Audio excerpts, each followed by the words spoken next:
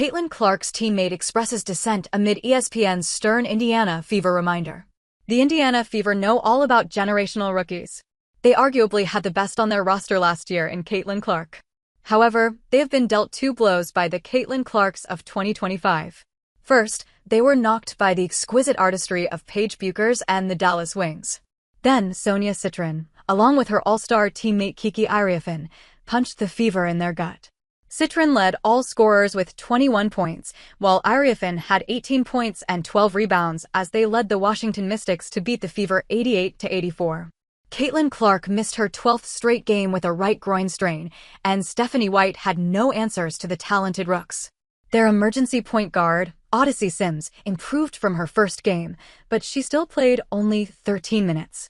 Without a point guard on the floor, the team suffered a domino effect affecting both ends of the court, as pointed out by Sophie Cunningham after the game. Cunningham explained to the media after the loss, "Yeah, I think we're just kind of slow, and every time that we're slow, especially defensively, it just somehow affects our offense. And so I think the thing that we just have to continue to do is that kind of got us on the run we had before the last couple of games was we were aggressive after the opponent's attack on defense. And that led to easy transition buckets. That led to everyone being aggressive and on their front foot on the offensive end.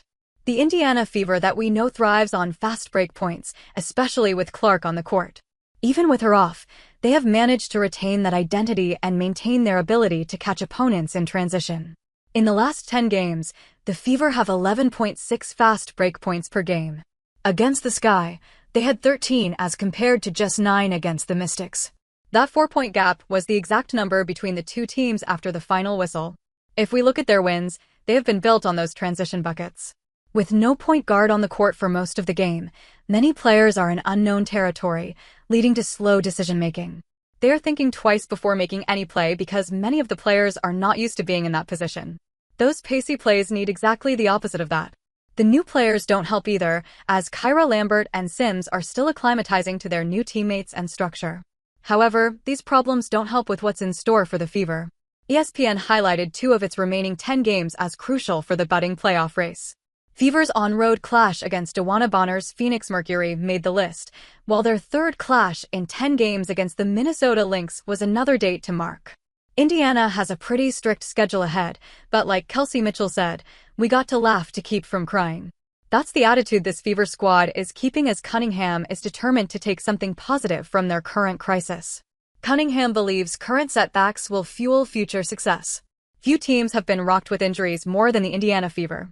Their cornerstone in Clark has played only 13 games and is nowhere close to her return. Cunningham herself has dealt with injuries. As the icing on the cake, both of their remaining point guards in Sydney Colson and Ari McDonald suffered season-ending injuries in the same game. No team could have been prepared for this. This has led the Fever to drop into a 1-4 stretch, but Cunningham is not getting hung up on their setbacks. Cunningham said, "I feel like we've faced it more than most this year, but I think this is going to set us up for something good. I don't know if it's this season, I don't know if it's next season, but I think there's always something you could be grateful and learn during those hard times." Very interesting phrasing there from the former Phoenix guard. A slight nudge that the success could not come this season, but this will only make them stronger for the next. For example, Cunningham has had to play a lot of point guard in Clark's absence, and so has Kelsey Mitchell. Both thrive off the ball but are being forced to be more malleable. Aaliyah Boston doesn't have her regular 2-woman game with Clark anymore, so she has had to adjust. That will continue with Sims and Lambert playing at point. Clark made life easier for everyone around her, but now they are forced to step out of their comfort zone and improve at the things they were avoiding. This is a side effect that could help them in the long term through these troubles and build the base of a title-winning team.